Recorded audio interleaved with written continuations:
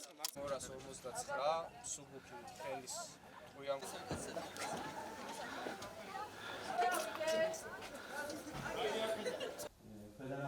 და მას კი დადიოდნენ საქართველოში არ ქონდა ჩვენ მაშინ ავტორილობა როგორც დაინახეთ გარეთ აქვს ანაშენ შეზღუდვა არაფერი არ აქვს დაათვალიერეთ